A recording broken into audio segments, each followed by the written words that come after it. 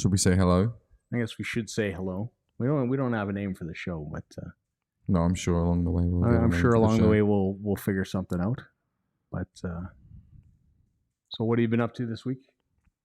You do realize you're on camera surfing through your phone. Yeah. How attentive you are. Well, there's good stuff on Facebook to talk about. Not much, actually. I was just landscaping, like usual. I haven't been doing any artwork because my wisdom teeth are coming in and it's extremely fucking painful. So I've been in a lot of pain. And showing up to work because all my employees quit. So it's been a really good week. Nice. In pain, laying bricks, same old. So you have the tooth out next week? You what? When are you getting the tooth out? Well, I have to go on Monday and see if it's infected. If it's infected, then I got to wait for the infection to go before I can get the thing. I don't think it's infected. I don't have a massive lump on my face. I don't look like John Merrick yet. I look normal. So I think that it's just the pain of it coming through. Right. So then Tuesday I'll have the extraction, but I'm super scared about it, really. Like, because hospitals give me, I have a massive phobia of hospitals. Yeah. I think I've been to the hospital like once in my life. Yeah, but you're not going to the hospital, are you? Well, I have to get put to sleep because I won't. Have to? Yeah, because I won't do it with gas because I'm shit scared. Yeah. I had 4 teeth taken out before, and it was just a horrible experience of him getting on my chest and yanking them out, and it was in England too. So, he just numbed me, pulled them out. He got on my chest at one point. It was really going at it. And it was horrible for experience, especially for how young I was. So I would rather just wake up and it be done. Yeah. So it's just. But you don't have to go to the hospital for that, do you? It's well, like sedation dentistry is kind of. Yeah, but they sent me to a specialist. I have a nerve wrapped around half of. I don't know what's going on in there. There's a nerve. I could end up looking like Sylvester Stallone for the rest of my life if it's not done properly. Yeah. So, and yeah, I think it's done in the South Hospital. Okay. So that'll be a good time. So Monday we'll see. Yeah, Monday we'll see, and Tuesday I'll hopefully be knocked out and have them ripped out. Life will be a lot easier, but then I can't smoke for 3 days. That's all right. No, it's not. Because I have been trying to quit, but for 3 days, no, I don't know. That's going to be a hard 3 days. Not only will I be pissy because I'll be coming off of having teeth ripped out of my mouth, but I'll be pissy because I'm not having a cigarette. So yeah, it's not gonna be a good time. That's not good at all. And nothing else. Not really. Working towards my permanent residency, I've really got to start working on some artwork. I've got paintings just sitting in my basement that need to be fixed up, but I'm just really stressed out lately. Yeah, it's been really stressful. Haven't even graffitied at all this summer due to the fact that I have to do it legally because Carrie's government is on one. Yeah. You can't write your name on anything. Yeah. So, how many paintings are you working on? Probably like 4. 4? I've got a Yoda, which is close to finish, but I've got the Force coming in. He's like doing the Force. It was like a scene in Revenge of the Sith. Yeah. When they're in, where the government comes together and they talk about issues in Star Wars. I don't know what it's called. Star Wars fans are probably going to have a panic attack because I don't know what I'm talking about. Yeah. But he's conjuring the Force, and I can't seem to get that to look good on the painting. Right. I've done it like 3 times now, and each time I'm just unhappy with it, so it's just sitting there. I've got Bumblebee from Transformers coming in, and then I've got 2 massive paintings of D. Antwoord and Yolandi, which I'm working on, which are more portrait-y, which I've been getting into lately. More portraits, which I never thought that I would be. Yeah, because your last couple pieces were more black and white, Mike Giant kind of, See, I still do a lot of the pen work, like Mike Giant-ish, just simple, thick, thin lines, contrast with the white and black, which I love. But I like the portraits too. Yeah. I like doing the graffiti backgrounds and then having the portrait in front of it. Yeah. I think it's really cool. And due to last Comic-Con, I think that's what took the most. Yeah. Because I had all my original pieces there of just stuff that I'd thought up and drew. And one was pretty Mike Giant-y, which no one really bought. But which one was that? That was the... with the girl on the skateboard. Right.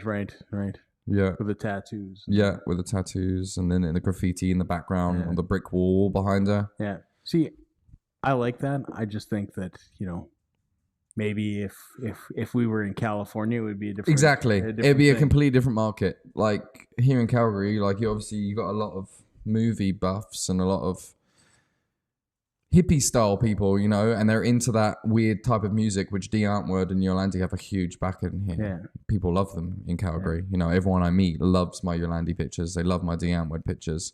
So I figured I'd go. I didn't want to flood our table with it last year. Yeah. But I ended up selling more Yolandi pictures than anything else. Yeah. And a painting. So. Yeah. Well, it speaks to your artwork and speaks to, You know, I started drawing them different. a couple years back, and it originally was just because I fell in love with Yolandi's haircut and how weird they were. Right. And honestly, I feel like every time I pick something I enjoy, it takes off. Yeah.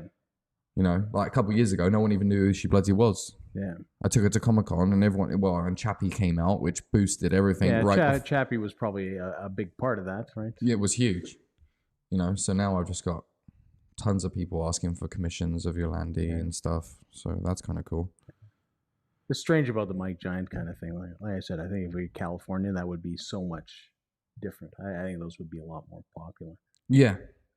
So that's why I carry on doing them. You know, I've got my big black book filled with all my Mike Giant pictures, but I've got to sell what people want now. Because people don't really know what that is or get what that is here. I mean, Rebel 8, you can buy certain places. Barely. And even the stuff they carry here is not the most popular. And a lot of time, like, I mean, I have like 3 or 4 Rebel 8 hats. I've gone looking for stuff and I'll ask about it and they don't even know what it is. No. And their store will carry it. You've always got some 16-year-old twat in there that doesn't care about anything but his job at skateboarding on the bloody weekend, and he doesn't, you know, he laughs at you because you're looking for a Rebel 8 hat, which kind of pisses me off. But they don't even do that. Like, I mean, I've skated since the 70s.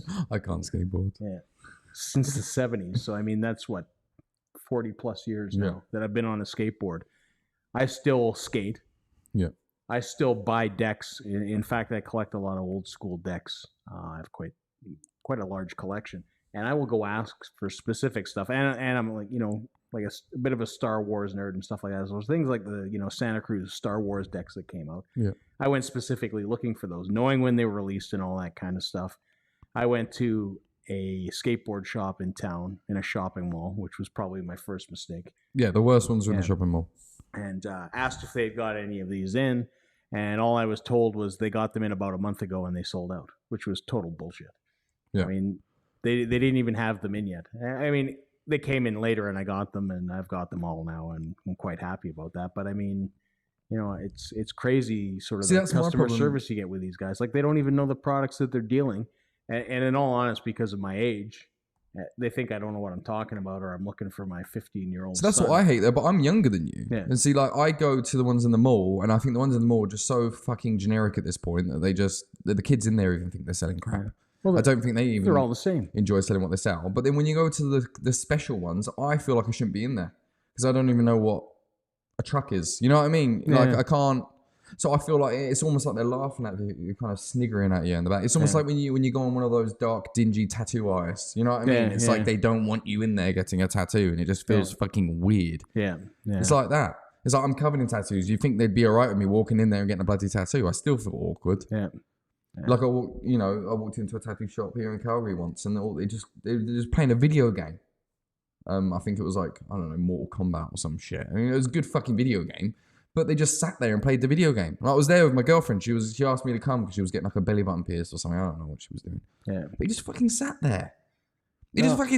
Just playing like Darth Vader against Yoda or some shit. It was like some Mortal Kombat versus Star Wars or something. I don't know what it was. But he just fucking sat there playing his fucking game. You know how fucking awkward that is. Yeah. If you're a tattoo artist in the city and you walk in, please stop playing your fucking Mortal Kombat and talk to me. Yeah. Because it's weird. Yeah, it is. It's weird. Like, I feel like tattooists today feel like they've got like some fucking, like the world owes them something because they tattoo people. I feel like the most arrogant trade in the world right now is tattooing. Yeah, it's got its moments. Yeah, you pull off a good tattoo and suddenly everyone should lick your ass. Yeah. It's crazy. Yeah, I think that the word humble should be introduced into the tattooing world. Like, even watching like Ink Masters. You know, you always get like 2 guys on there that are fucking just so arrogant. Yeah. So arrogant. And when you talk all that shit and you don't bring forward anything else, no one wants to be around you. No, you should be able to back that stuff up. I mean, if you're going to be arrogant, you better be the best of the best of the best of the best. But even then, if you are the best even then, of the best exactly. of the best of the best, at that point in your career, shouldn't you have somewhat of a humble relationship towards artwork and other people coming into the industry? Oh, absolutely. I mean, you still have to be humble and stuff like that, but there is a time, in all honesty, if you're in that position, if you're the best of the best of the best, sometimes there is a time to call people on their bullshit. Yeah, of course there is. And that's the one time where you can call people on your bullshit. I just think there's more humble ways to do it. But yeah, it's been flooded by 18-year-olds that they just think tattooing's cool. Well, tattooing is cool. Well, it is cool, but they don't have the passion that they need to have to get into tattooing, and they're wasting everyone's time, and that's why no one wants to apprentice anymore. Yeah, well, it's once you apprentice 3 or 4 people that just take off, and don't want to go through with it anymore, No, and I mean, there's a lot of people. I mean, I know a fair few tattoo artists, and I mean, they'll train somebody up, and I mean, in the past they kind of. They take you under your wing to have you work in their shop or work with them and, help build their business and stuff like that. And they have, those intentions in mind. And that's sort of the trade-off there. I mean, especially if they're not charging you. I mean, there's places now that charge you an arm and a leg for a tattoo apprentice. And then what happens in the end, they just take off. They think they're too good for you. They walk away and they stab you in the back. I mean, it's a horrible business in that department. Like back in the day, having a tattoo apprenticeship was hard. Yeah. They were hard on you. You usually got treated like the newbie. Yeah. And that's kids these days can't even deal with that. Because I work construction. You can't even hire the young kids today and have them. They expect $20 an hour and they can't even use a fucking shovel. Yeah. It's fucked up. Honestly, you should have seen this kid using a drill the other day at work. Beyond me. I asked him to take the eaves trough off and it looked like, I don't know what was going on. Like he was trying to fuck a doorknob. Yeah. Like it was unbelievable, mate. It's a screwdriver that turns for you. That's it. God. But then I've seen kids that can't sweep. Even clean up at work. You'd think that would be simple. No, they can't fucking sweep. Yeah, if there's any parents listening, for the love of God, teach your kids how to fucking sweep. Yeah. There's a basic common sense of life. Yeah, it's there's definitely a difference. I mean, I notice it.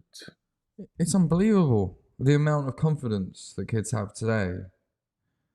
But like they know nothing coming out of school and they think they're going to get a job and be amazing at it. And they're not even willing to learn to be amazing at it. They just think that they should be fucking amazing at it right off the bat and they should get paid what everyone else is getting paid. Well, they think they should cater to you sometimes. Yeah. I've found that a lot, that people think that you should just sort of hand things over, that you should do things for them.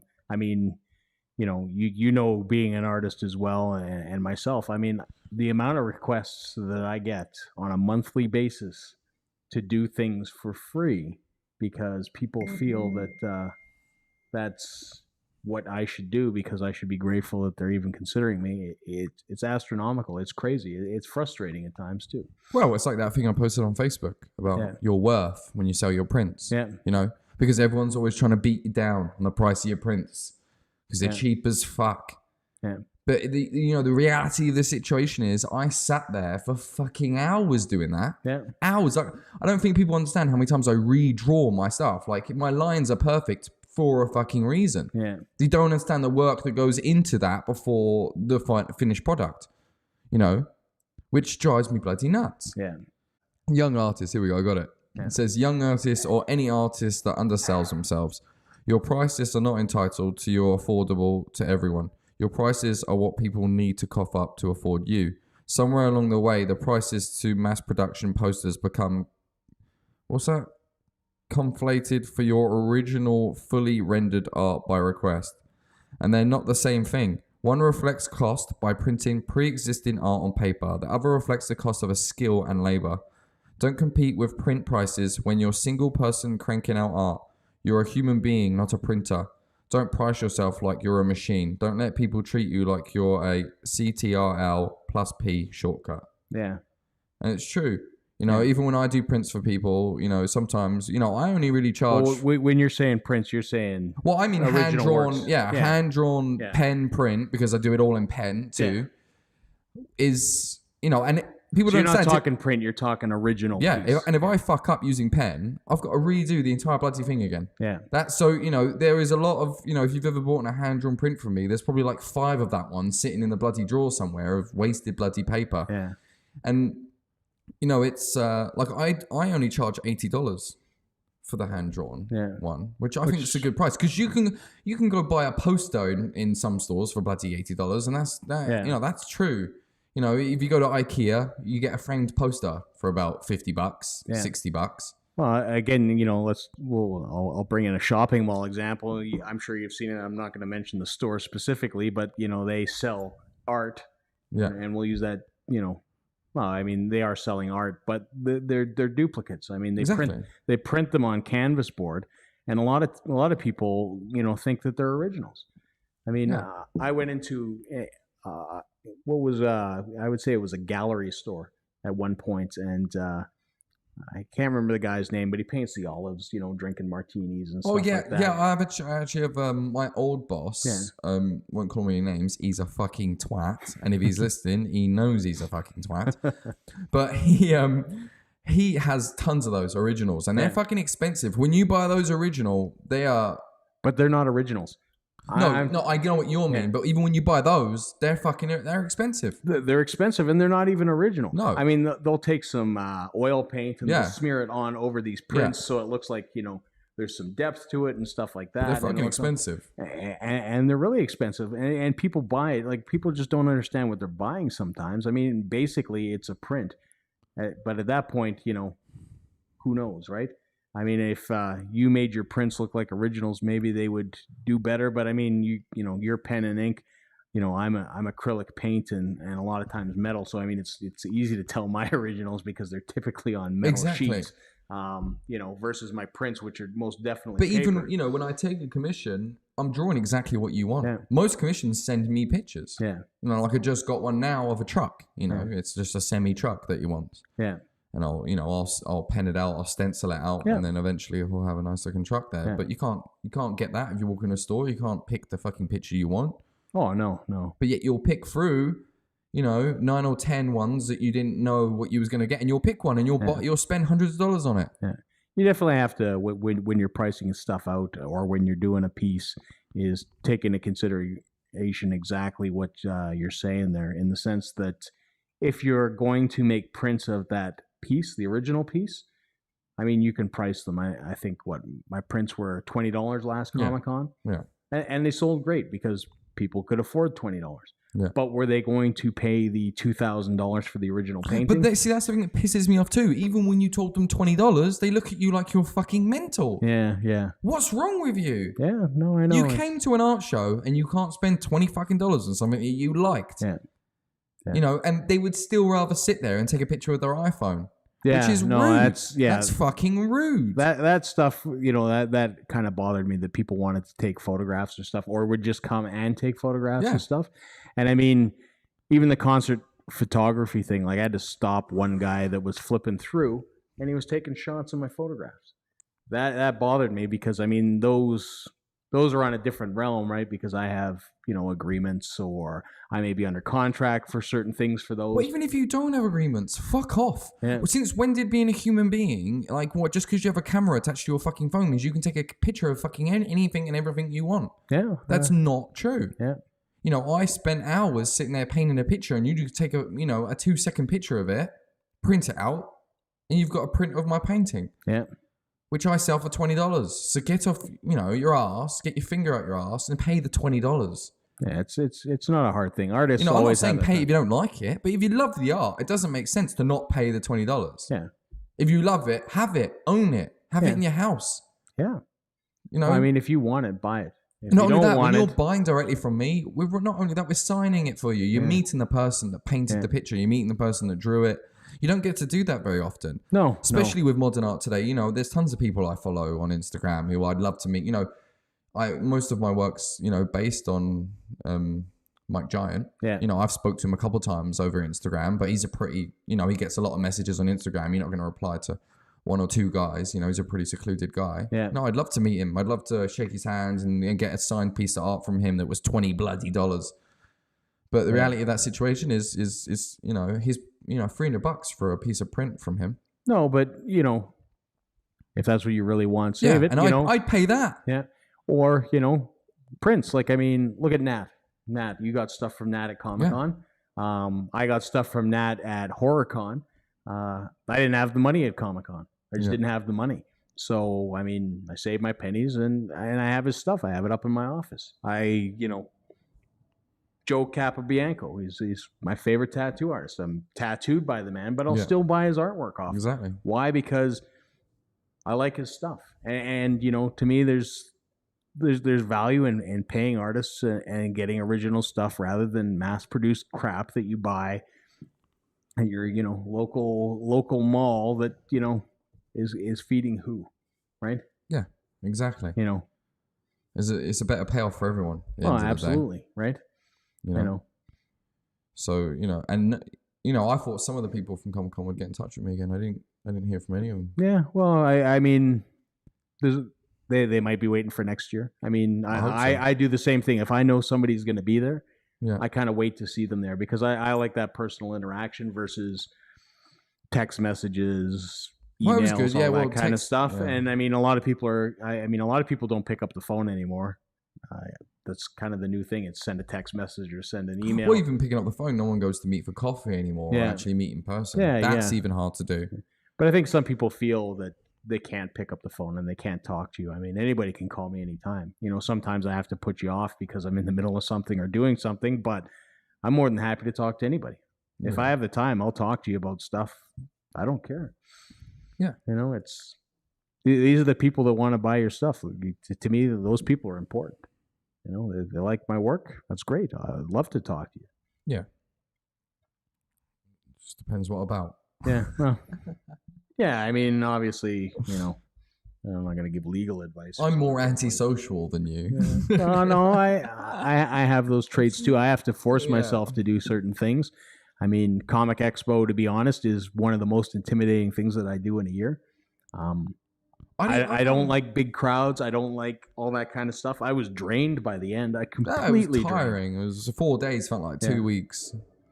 Yeah, it's a lot of stimulus. I mean, it was a good time for me because it's the only time I've ever sold my artwork. Yeah. So you know, I don't know. Yeah, you take the good with the bad. You know, if I can take 4 days of just constantly people looking at my stuff, then I'll take 4 days of people constantly looking at my stuff. Yeah. Well, I mean, you see how much studio space I have. I have all the studio space down here. I have my office upstairs. I have the studio space in the garage for painting. Yeah, well, I live in a basement the size of your bathroom. Yeah. So I can cook, paint, watch TV, and take a shit all at the same time. It's pretty good. But, you know, what I'm getting at is I'm used to this kind of space and about this kind of population, right? That's nice. One other person. There might be one other person around, and that's it. You know, but I'm still communicating with people like that. I personally get a lot of anxiety around crowds, around a lot of people. And Comic Expo is a shit ton of people and a lot of people. Right? Yeah. And I mean, even when I do the concert photography, they're big crowds, right? But there's a barrier, and then there's me, and then there's the bands. Yeah. So, I mean, I don't have that interaction anyways, and there's a buttload of security to stop anybody coming over that thing. So I don't even notice that. And we had a massive pole in front of us last year, so that, that helped out, I guess, you know? And when I'm shooting concert photos, to be quite honest, nobody cares about me anyways, because I'm not the center of attention. It's all on somebody else. So I'm always good. That's why I'd want to be a camera guy on a reality TV show, because you get to watch all the crazy shit go down, but you have that barrier of the camera. You know, I've always enjoyed that as well. But I've never bought a camera. But I'd love to be like a cameraman for a reality TV show, like Geordie Shore or some shit. I'd fucking love it. Yeah. I can't get enough of that. Geordie Shore. I'm not a reality TV guy. I love it. No. How like people act when they're on TV in front of cameras in a room. I love it. I love the psychology behind that. You know, just act like a complete twat. But I can't imagine what it's like to be on that show and watch it back. Yeah. You know, it's probably worth the money. I'd probably just have to be like, you know what? I'm not going to watch it. Fuck it. Everyone's going to know I'm a dickhead. Move on with life. Spend my money. Which is what they do. Yeah.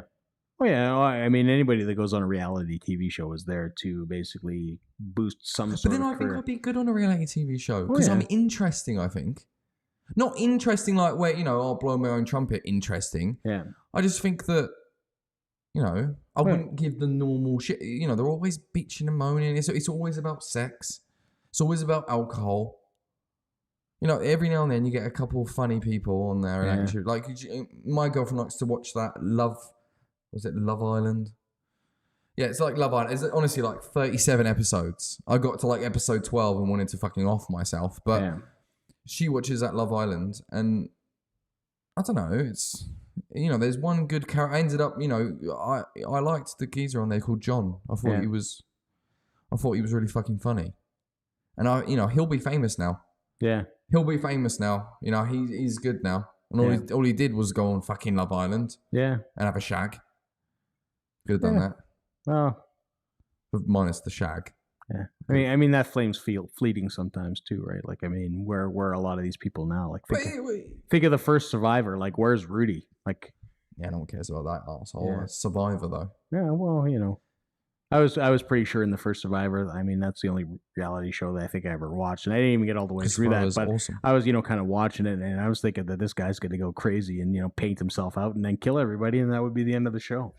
But that never, transpired. Instead, they had that what is his name, Richard Hatch, and then even his fame. I mean, I think Survivor's a bit different though because you're bloody starving the entire fucking time. Yeah, I think I'd get kicked off for violence, to be honest with you, because I don't think I could spend that long on an island with people I didn't fucking know, that hungry. Yeah, no way. Look at the concept of Big Brother. I don't think I could spend that much time in a house with people that I just don't like.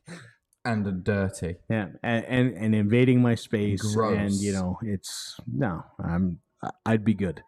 Yeah, no. Yeah, it's not for me. Like I said, I like my space and I like my solace time. Into like some Ed TV shit or something, like just put like a camera in my house and just have like a 24-hour feed of me being a complete twat. I think that'd be alright. Yeah. Oh. Tune in and watch Lloyd fuck around for 24 hours. Picking his ass. I think people will be kind of freaked out with the shit that I do when I'm home on my own. I like my privacy, and I mean I don't think number one that I would be that interesting to watch me sit and draw for hours on end or sit and paint an hour on end or but even when I paint photographs. I'm up every 15 fucking minutes. I think that's why it takes me so long to do a painting because I get up every 5 minutes to do a walk and a dance. Yeah, it's I don't know if it'd be that interesting for me. It wouldn't be interesting for anybody to watch. They'd have to do stuff like have somebody throw a flaming bag of shit on my front lawn and watch me. That'd be out. pretty funny. Well, that's what I mean. You'd have to set that up, and I think that's a lot of what happens in the reality shows. Yeah, so like Kenny versus Benny sort of shit. Yeah. So I always wanted to do that with Jordan when I was living with him, but he was like Spenny. Yeah, but he was too much like Spenny. He wouldn't have even gone on camera. Yeah. Yeah. But we used to play wicked pranks on it. Well, I used to play wicked pranks on him all the time. All the time. Nice. Oh, you want me to... What did you do this week? I do this week. This is the one thing we've gotten written down. Yeah, well, we've got one thing. What we did this week. Well, and I guess it would depend on the week, but I mean, I had an extremely busy week. I started with... shooting North Lane. I don't know if you know who North Lane is. I'm not clue. And they're an Australian metalcore band. Oh, Jesus. Yeah. I thought those were mostly maintained in Germany. Yeah, I didn't know that Australia had metalcore. No, bands. They're, in fact, they're big in Australia. Their home country. I mean, their album, they just released an album, Node, hit number 1. Yeah, but let's be honest, Surfing with Great Whites is big in Australia. Yeah, I don't... Yeah, but they're bigger than Lamb of God. No way. Yeah, in Australia. Australia, though. Yeah, but still, that's an accomplishment. Exile island of England. Yeah, but that's still an accomplishment to beat out Lamb of God to number 1 with an album, right? So I mean, I guess you got to give them. But then it depends where you live. If you live in Papua New Guinea and you beat out Lamb of God with an album, I don't think you can fucking back too much. And I mean, the difference is if Lamb of God hit Calgary, that they would sell out a much larger venue that North Lane played, because I mean they were Dickens Definitely. pub. I've never heard of them. Yeah, they were Dickens pub, and because, well, basically they were scheduled for the Republic, but the Republic closed, so now they had to find Thank a God. new venue. I'm just going to put that on there. I know you liked the Republic, but I think it was long overdue that place either had an overhauling or... Well, it did need an overhaul. Yeah, it did. I will definitely give it that. It will need an overhaul, you walked but past it and it made me want to puke. Yeah, I wish they had, at least done that, but, that wasn't in the cards. So, yeah, Dickens Pub, photographed them. It was really good. It was an interesting experience in the sense that it's the first time that I've done a show of that size there. I got searched, which is abnormal for when I go to venues to work. Hey, I get searched going into Walmart. Yeah. Yeah, but usually I go, wherever, the Saddle Dome, Flame Central, all these kind of places. I've got my camera gear. They know I'm on the list. They know I've got access, all that kind of stuff. They let me in. But, for whatever reason, this guy wanted to check my bags and stuff like that. I don't know why, because, guy at my age with, basically everybody in that show being about 18 years old or just over, I would check your bags. Yeah, well, yeah, there was camera equipment in there. It's a little surprised with that, but, bit of a crazy show. I was glad they had a barrier up. I mean, they're an intense kind of band, and last time I saw them was at McEwen Hall. They were opening for August Burns Red.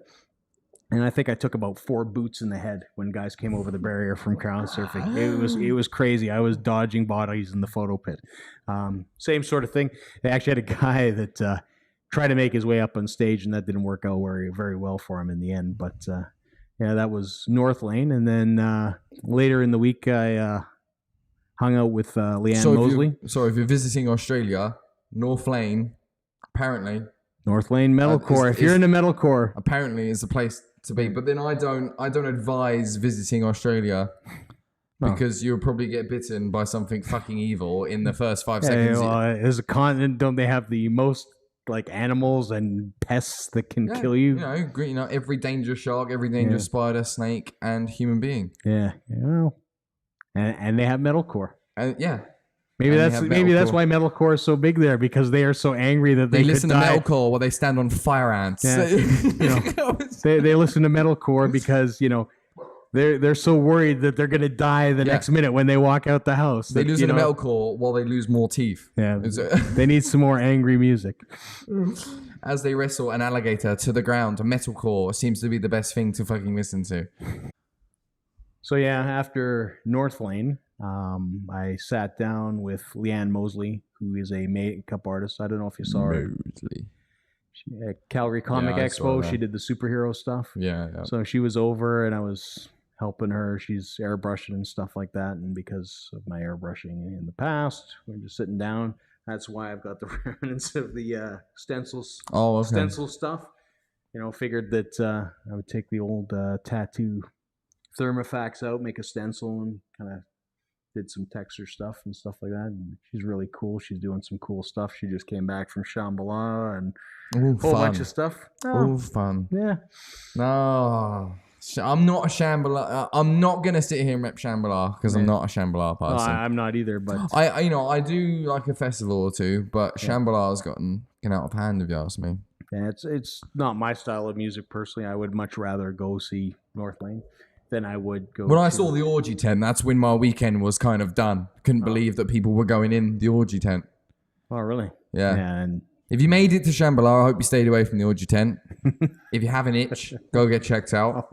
Because I'm pretty sure the minute you step in the orgy tent, you've contracted syphilis. Yeah. While listening to Dizzy Rascal. That's crazy. This is the best way to contract syphilis if you're going to do it. Listen to Dizzy Rascal. And contract yourself some syphilis in Shambhala. So I hope it was a good time. Nasty. Yeah, I've never been. I don't, I just see it as kind of a... No, it is a good time, but there's just shady areas. And I think for me, the biggest thing is don't walk in my tent on not invited. I don't like that. Yeah, no. And, when people are on acid and mushrooms and God knows what else, sometimes they tend to walk into people's fucking tents. Yeah, well, I mean, those festivals are a crazy amount of drug use, I'm sure. I mean, they just had an issue with Chasing Summer. I don't know if you heard. There was like 17 when went to the hospital there. Yeah. MMDA and stuff like that. It's, it's not my thing. I don't get the electronic music. I don't get that kind of stuff. I like it. But then I'm into more Ibiza stuff. You know, if you're gonna fucking do it, go to Ibiza and do it. No, go to Bagaloof. Yeah. Don't fuck around in the bushes. Get some Ministry of Sound. Yeah. Don't fuck around in the bushes. Yeah. That's too much for me. It gets too stinky. Yeah. At least in Spain, you can have a shower. There's some showers around in the beach and all that. You can have a Spain, some chorizo sausage, and go back to partying again. Yeah, yeah. But yeah, I'm not one for camping myself. I know I went to a festival once, and some geezer came in my tent late at night and nicked all my shit and my camera and my clothes, and I had to sort it out in the morning, and it was just too much to deal with, to be honest with you. So now I have complete anxiety about fabric tents because they're not safe. Yeah, that's, like I said, not my thing. I'm not a big camp with a bunch of other people. If I'm going to camp, I'm going to pack up my backpack, pack up my camera gear, go out into the middle of nowhere, take some, good wildlife photographs and stuff like that, some mountainscapes, and do that. See, I'm not really even into that, to be honest with you. No, I do it from time to time. Like, I'll have a hike, I'll have a walk, but I want to go home after. I don't want to camp. I don't like waking out in the woods. Yeah. I do that to get away when I've done too much and I've been too busy and, just need kind of to. I have a walk on 4th Street when I want to get away. Yeah. There's too many people, man. I like to people watch. Yeah. There's a lot of weirdos out there, and I enjoy it. No, and I mean, there's a time for that, and I enjoy that too. But I mean, there's a time where you just need to sort of unplug. Sometimes I like to be the weirdo on 4th Street. Yeah. That's a good time to me. I think, Yeah. We should name each one to what we talk about inside, because you're gonna have like multiple, because you don't even know what we're talking about during. It goes from like one thing to the fucking other. Yeah. We'll have to name the episodes based on probably what we went over. What we went over. I don't even know what we went over at this point. Because I don't even remember what we went over. You have to listen back to it now. Because all I could think about on the way out there, because you asked me what I did this week, and honestly, I lived the entire week just to watch Ancient Aliens every night on a Saturday evening. There's nothing better than watching Ancient Aliens. I know tons of people watch Ancient Aliens. I do not watch that much TV, nor do I watch Ancient Aliens. I know that Ancient Aliens are massive right now. Ancient, alien theorists. It's huge right now. What would you call it? Conspiracy theories. Massive right now. Everyone's finally realizing that maybe the government's been hiding quite a bit of shit from us for a couple of years now, which, well, we all gathered that, there was some hidden secrets there, but I think the world's slowly moving towards conspiracy theories. I think the word conspiracy theory has kept people away for so long, and that's what they wanted, didn't they? You say conspiracy theory to someone, and it means kind of dumb, doesn't it? When someone's conspiracy theorist, you think they're crazy. Oh, you think they're a nut. Yeah, absolutely. You think they're a nut. Yeah. So they've kind of been able to keep that in the nutshell. Yeah. So to speak. But now I find it's all coming out, like there's so many Bigfoot shows now. It's unbelievable. And I think, how can you disregard so many people's sightings? I get it. A lot of people think that, a big ape walking around the bushes is crazy. But when you look at the amount of forest that there is and the amount of forest that we can cover and if they did live in the forest, of course they're going to hide from you. Of course they're going to be good at hiding. Yeah. I'm not going to bloody find them, am I? I'm not really a fucking woods expert. No, but you would think, when these guys, why is it always somebody with a shitty fucking camera that takes these pictures? I get that part, but then there's things to the conspiracy theory that we don't know. Like, there's that thing where every time someone sights a Bigfoot, their cameras are fucking up.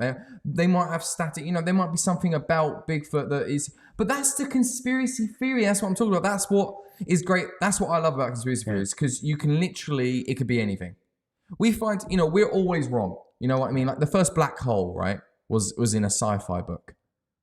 Well, it turns out now that they're fucking real. Now we've got fucking science talks on how you can, bend space and time with fucking wormholes and shit. Yeah, but some of that stuff is just total crap too. Because if you take a look at Scientology. Right? No, it's Scientology. That's not even. Hey, it was in a book first, and now it's real, but it ain't fucking real. We're talking. Spoiler alert. We're talking about things like in Sweden with the where they're smashing atomic particles together at fucking massive rates, and we're finding like the Higgs particle, which is supposed to be the God particle, what created the Big Bang, what the particle that was, you know, we're finding things like that we never thought was even possible before. Like we're in the realm of science right now. Yeah. You know, science and religion, I feel like have taken a hand in hand in, you know, modern, we're closely looking into the Bible as in, you know, these things were interpreted,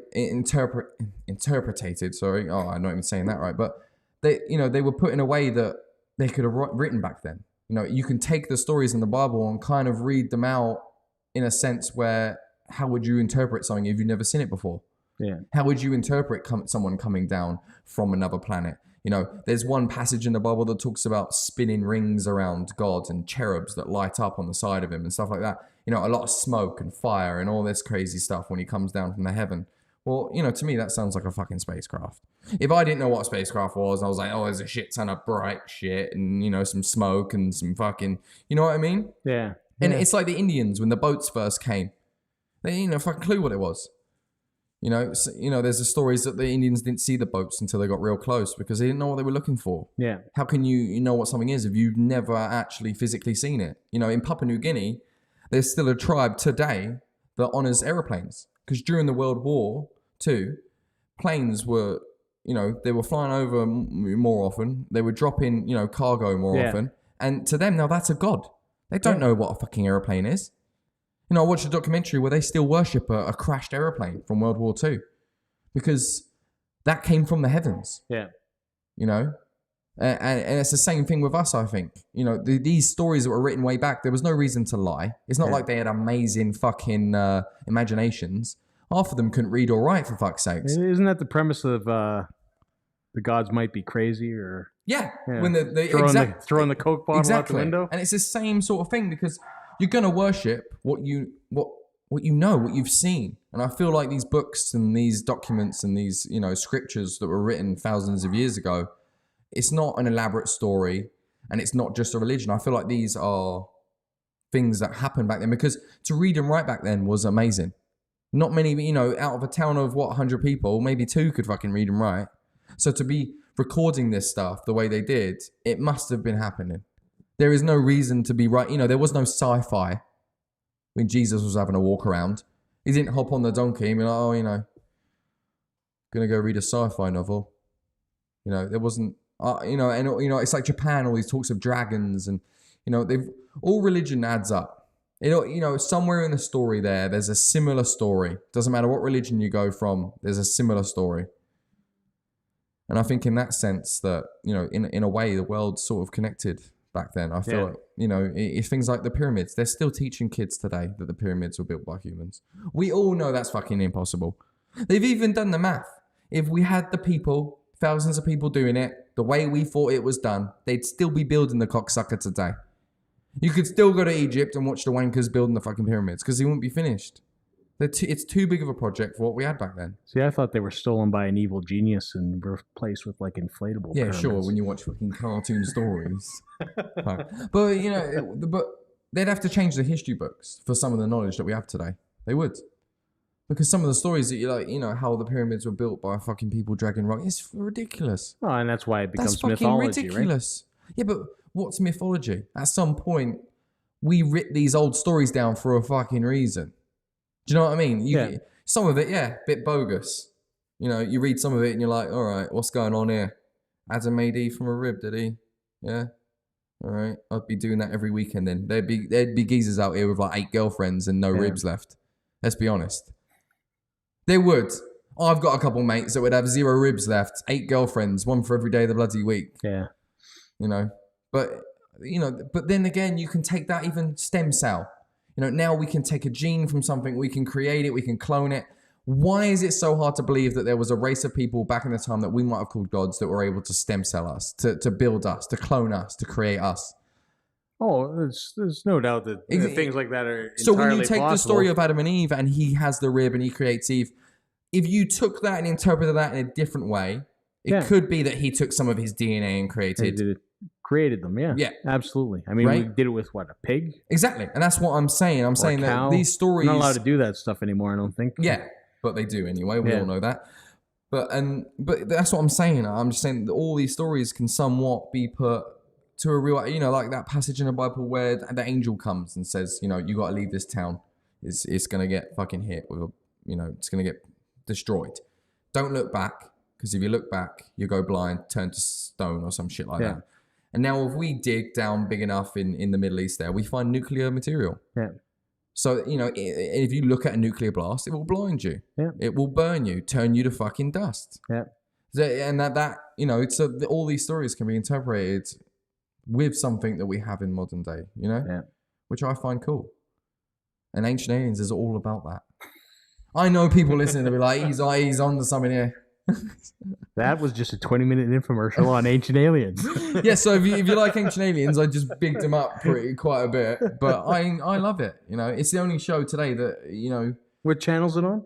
Or you're watching it on YouTube? I think it's on the History Channel. History Channel? I think it's on the History Channel, if I'm remembering correctly. But I love it. Every Saturday, there's a new episode of Ancient Aliens. I have never watched the show.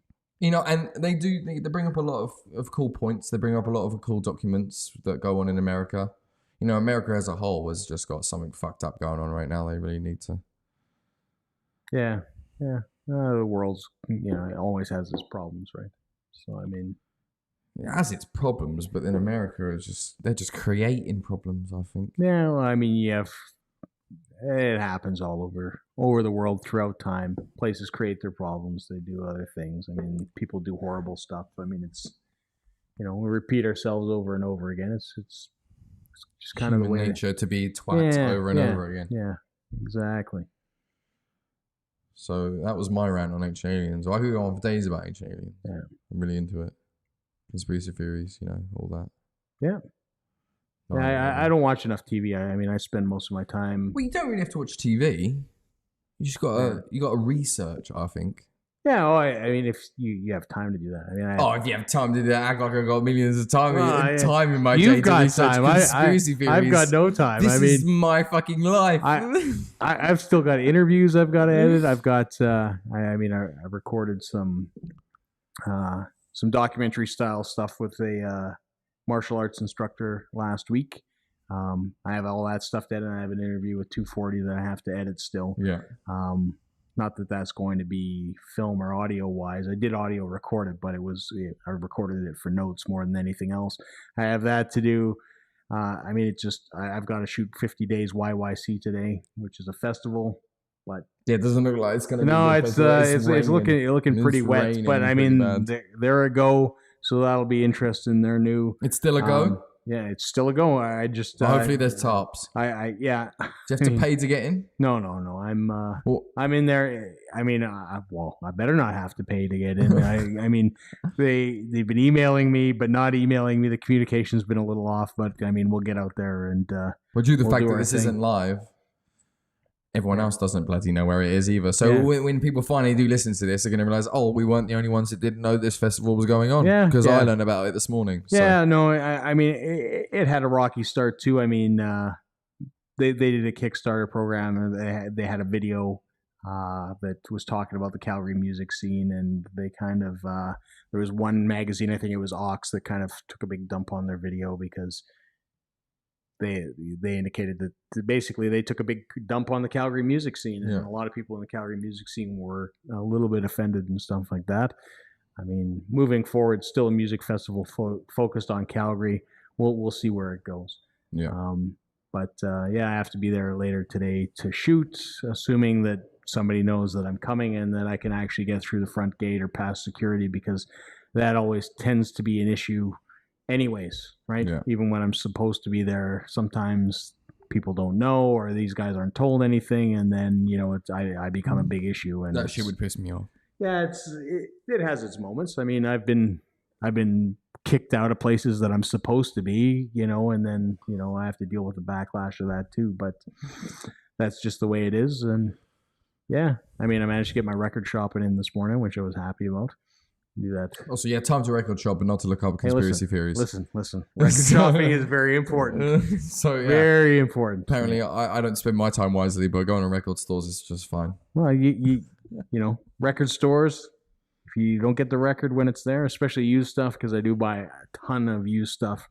If you don't get it and somebody else does, you miss out. Yeah, End of so story. if It's you not are, like if a you lot are of these are listening down the line, if you have used records, he'll take them directly. Yeah. If you want to send them in, I will take your used records. Take them directly to the door. So don't worry about taking your records to record stores 80s any punk, longer. bad hair metal. I'm into it all. Yeah, bad hair metal. Yeah, no. What is that? Well, it's like Rats and Poison and Motley Crue. Poison's alright. Yeah, like 80s hair metal. I call it bad hair metal. Bad hair metal. It was a great hair metal. It's awesome hair metal. I love this stuff. I mean, like some Alice Cooper. I wouldn't put him in there. You wouldn't put him in there? No, I wouldn't put him in there. He still has bad hair. What the fuck are you talking about? He does have bad hair, but he's not in that group. I'm talking about guys like Wasp, Poison, these guys that went out and they teased their hair. Yeah, Motley Crue's the perfect example. Whitesnake? Whitesnake's in there. Yeah, all these guys teased their hair, so they were massive. And then, they had some great music. The Bon Jovi's bad hair metal. I don't know. Well, they've kind of transcended into rock. Downeaster Alexa? No. I'm on the Downeaster Alexa. What are you talking about? Best song ever. No. That's a great tune. That's the only Bon Jovi song that I have. Only Bon Jovi song? I think that's him too, is it not? I don't know that song. I know that song. I'm probably wrong. It's probably not even him. Quite possibly not. No. Guys like today I was looking at Rat. I didn't Rats. That's what I mean. Stephen Percy, Rat. They're awesome. That's the stuff I grew up on. I had a punk rock phase. I had a metal phase. Like any kind of teenager, I went through tons and tons of music. Yeah, so did I. Pop. All sorts of stuff. But metal was kind of my thing. I still listen to metal now. But, I was looking at Rat today. I didn't end up buying. I bought Public Image Limited, which is John. I think I mentioned to you earlier when we were coming down here that riveting. Yeah, John Lydon, Johnny Rotten. So that was his band after that. Okay. It's kind of it's not very punky, but it's got a different edge to it. And then I picked up Billy Idol's first album. That's not really punk either. I mean, I have his album before that from Generation X, which I like a lot more. But I mean, let's be honest. I'm sure my dad would love that album. Billy Idol's Billy Idol. What else did I pick up today? I picked up Nirvana. I can't stand Nirvana. Why? I don't like Kurt Cobain. People are going to hate me for saying that. I just don't like him. I hate you for saying that. I just don't like him. I don't like his music. It's like AC/DC though. No, he's not like. Oh my God, what's wrong with AC/DC? He's not like AC/DC, but I don't like AC/DC, and and every person I meet's like, how can you not like AC/DC? How can you not like AC/DC? Fucking black, I can't listen to that shit. And he dances around in his fucking like schoolboy outfit. Angus. I feel like AC/DC is like that run-of-the-mill band that made it big at the time because there was nothing else like them, and now it's just overplayed crap that I can't listen to. But. Like, I don't want to piss anyone off. I get it, I get they got some good songs and people love them and all that shit, but I don't like them. That has been their biggest I can't sit there and listen to them. There are people, and I mean, there's a comedian who his whole act revolves around making fun of AC/DC. Well, I could listen to that. I could listen to that before I could listen to AC/DC. How? Because he'll pick a topic and he'll sing it as if AC/DC would sing it. Yeah, it's annoying. It's annoying to sit there and listen to it. I've seen them too many times in concert to complain about them being bad. I love them. I think they're great. I mean, they're getting long in the tooth now. They're not. And I think another thing that pisses me off a little bit is that everyone loves them. Yeah. That annoys me. And then you're listening to it more because everyone. It's just so generic. Like it's like the Beatles. Yeah. Okay, the Beatles were great. They did amazing things in the music industry. They were a massive music band. People love them, but I don't like their music. Yeah, it's classic. People are drawn to classic stuff. I mean, yeah. But I like some classic stuff. I love 80s. I love 80s music. But I can't. So what do you listen to from the 80s? All right, what would I listen to from the 80s? I love Tears for Fears. Okay. Depeche Mode. Okay, Depeche Mode, yeah. All right, Depeche Mode, fine. Adam Ant. Adam Ant? Yeah, not a lot of people big into Adam Ant here. I like Adam Ant. Yeah, no, that's because you're from the UK. I know exactly who he is because he's from the UK as well. But I mean, Adam Ant. When I came here, it was the only guys that knew who Adam Ant were kind of people that were immigrants or I come across. I like Chicago. Chicago. I like Chicago. Wow, that is a jump. No, I like Chicago. I'm not saying Chicago is bad. In fact, they were just here. See, people look at me and they think I listen to metal music, which is true. I do love metal music, but I like REM. Do you like John? If you like Chicago, do you like John Cetera then?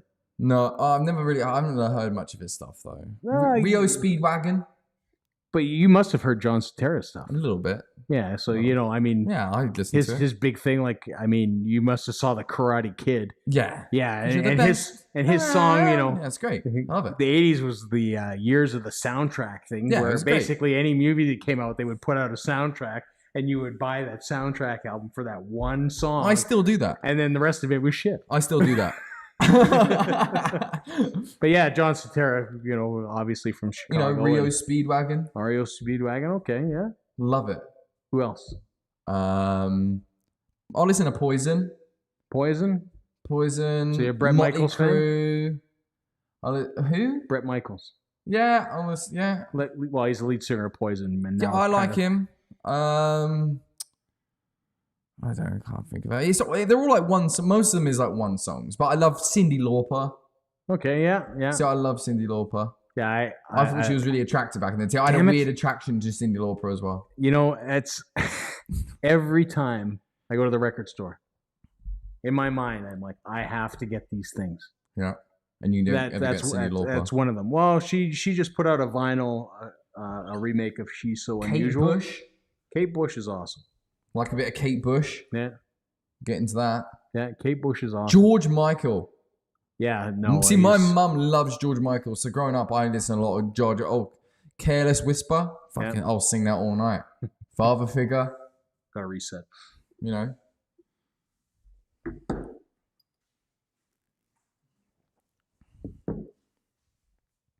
And it's a Christmassy thing for me. I love George Michael on Christmas. Like you put on a sweater and sing Wham? Yeah, totally. Yeah, like that's what I'm like on Christmas. 100%. Yeah. Totally gay about it. Yeah, well, that's appropriate. Yeah. And I'll watch Only Fools and Horses. I don't know if you watch that show? No. Old English show, Only Fools and Horses. I watch that every Christmas. Yeah. Because it's a Christmas. It's always on in England. I love it. Yeah. So George Michael or Wham? George Michael. The way. I prefer George Michael to Wham. Yeah. Yeah, definitely. So you're like a Careless Whisper kind of. Yeah. Yeah. Father Figure. Yeah. I like that song. A great song. Yeah. Those were really great videos in the time. See, if anyone's ever bought a piece of art off of me, I probably listened to George Michael while I painted it. Really? You still listen to him that much? Yeah, like he's on Marble right now. Yeah. Oh, nice. Love it. Nice. I actually have Tear for Fears. Let's just go down the playlist here, and then we'll get a gist of what I'm into. Then you can have an idea. So obviously De Antwoord's on here, shit tons. Yolandi, obviously, I love listening to them, especially while I paint. Oh no, now I'm actually playing. See Bob Dylan, The Hurricane. Yeah. Great song. Yeah. Good movie too. If you want to watch a movie. Yeah. Love that tune. Sia, lately been really into her. Sia. She does those impressionist dances with the little girl that's from Dance Mum. So probably lots of people watch that show. My girlfriend drags me through that show with Teen Mum, and it's just girls that dance, little girls that dance. She made it to the music videos with Sia, and she's brilliant.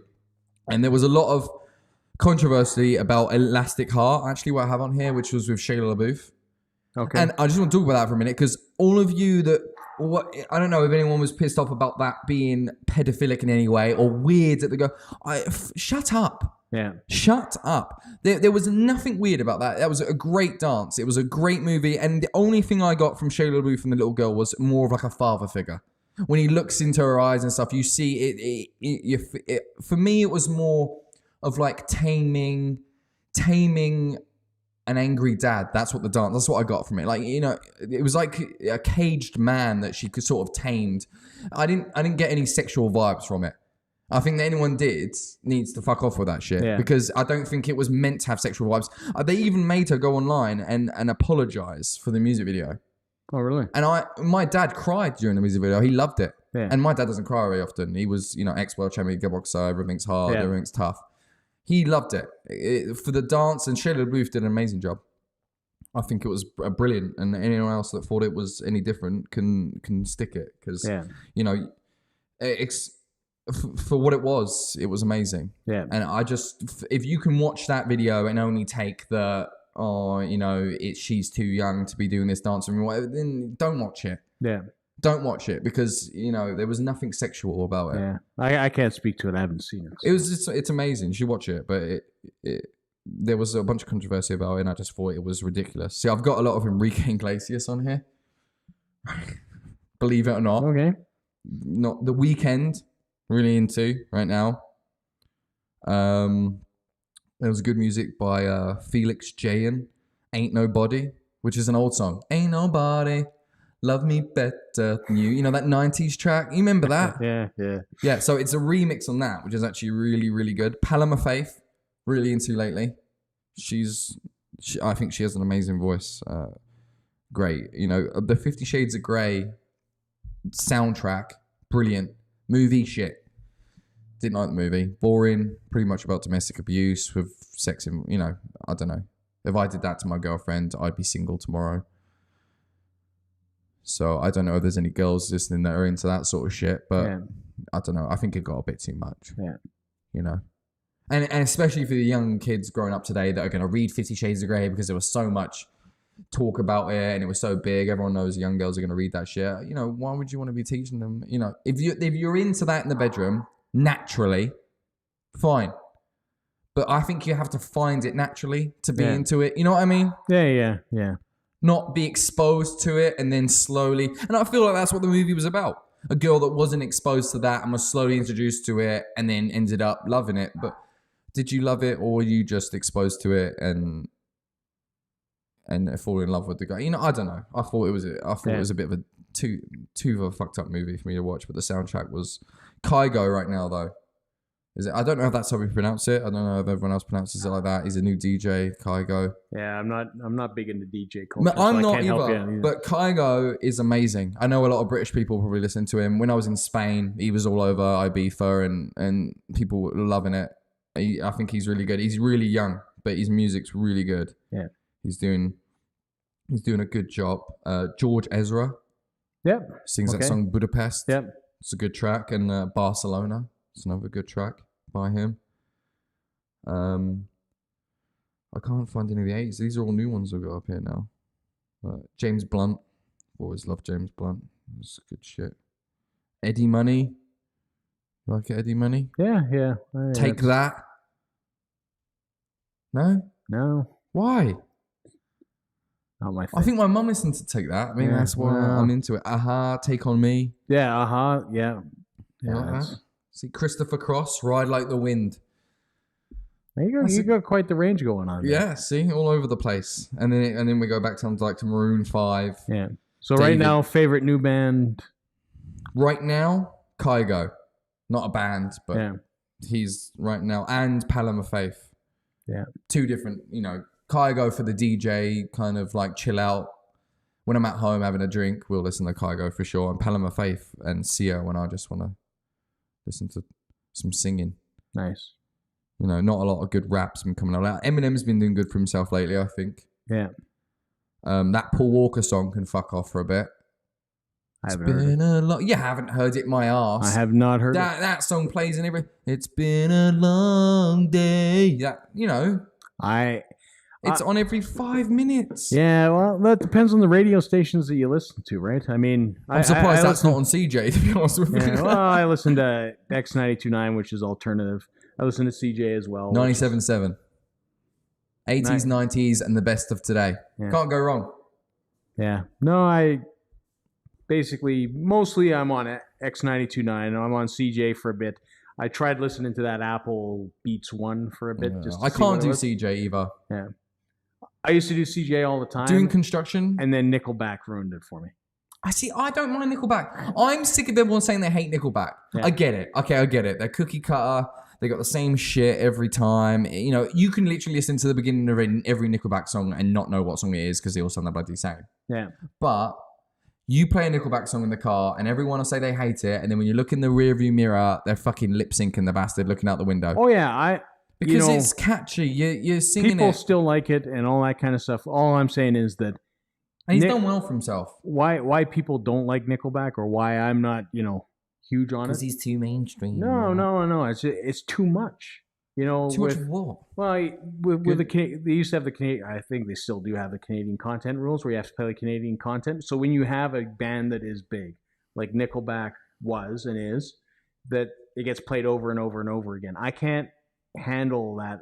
It's like Paul Walker's bloody song though. With exactly. Wiz Khalifa. It's the same thing. Stop playing the bastard thing. And it was eventually, a good song. If you're gonna play it for that long, people are gonna end up hating it. You know, because they've heard it way too much, right? Yeah. You know, like I get in my car in the morning. And if a song is on, and then, you know, I'll work all day or whatever. It's like Back in Black by AC/DC. If I hear that song one more time, I'm going to blow my fucking brains out. Yeah, but you don't hear it. I don't hear it all the time, and I listen to classic rock channels, right? But what I'm saying is if I get in and it's a brand new song, and I hear it first thing in the morning when I'm driving somewhere, and then I get back in my car and I hear it again, and then I get back in my car and I hear it again, I've already heard the song 3-4 times in the day. I don't want to hear it that much. No. You know, play something different. There's enough music to get around, but... I think that's what happened to Nickelback, right? That's why I don't listen to CJ as much, is because they were playing it so much because it was so popular and it was just too much for me. You know, I can't do that. I can listen to Nickelback all day. You know, it's like when your niece or nephew, your young niece or nephew watches, you know, Toy Story 50 times, you know, and they can basically recite the thing. I can only watch it once. I can maybe watch it twice, but you know, like 30 times in, you know. Yeah, I'm going to start to develop a little bit of a twitch. The song's only 3 minutes long, so I get that, you know, you can listen to it a couple of times during a day, but it's when it's weeks for me. Yeah. Then it's like, fuck, all right. Yeah. Change it up. And that's what I'm saying. Like that's what happened with me with Nickelback, right? I mean, you know, confession time. I have a Nickelback album. I think I actually have a couple Nickelback albums. See, I don't even have an album, but I'll listen to them. Yeah, but you know, I don't listen to this stuff anymore. Gates gonna open up. See, I don't even think I could recite songs anymore. I just kind of, you know, block it out. If I take a look, I don't know if anyone's actually going to listen to us talk for this long. Yeah, it's an hour and 14 minutes. If you want to hear an hour and 14 minutes. If you're still in an hour and 14 minutes, you're a trooper. Okay. If you're in for an hour and 14 minutes, I guess what we'll do is we'll end things and, you know, we'll sign off and just... wait for next week's amazing fucking podcast of my exciting life and all my hatefulness towards some of the policies going on in Canada. There'll be a bit of stuff. You're looking for content in the meantime. For me, you can go to jdurham.com. You can see all my photography and stuff like that, my portfolio. Check it out if you're interested. I also have, you know, Flickr, Instagram, blah, blah, Facebook, blah, blah, blah. Don't know what Flickr is. Yeah. It's more photo stuff. But yeah, on Instagram, I'm Money Inc. *6. Yeah. All my graffiti, all my artwork is on there. Not many selfies, thank fuck. Yeah. Great pictures of my massive beard. Which is now gone. Which is gone now. But was once. I'm growing it for the winter again. Yeah, and I'll be doing the same. So you'll get to, you know, watch us grow beards all winter long. So because the beards are in right now, apparently everyone's growing fucking beards, but none of them are as good as mine. Yeah. and you don't have Twitter? No Twitter? I don't have Twitter because I can't use Twitter. And if I find one more picture of someone's fucking dinner on there saying, you know, beans on toast tonight, I'm gonna shit myself. Isn't that Instagram? As well, the same thing. But I don't follow those assholes. See, I like Instagram where you have to follow people on Twitter or you just don't got no followers. Yeah. But now I'm on Facebook. Obviously, Lloyd Anthony Waring.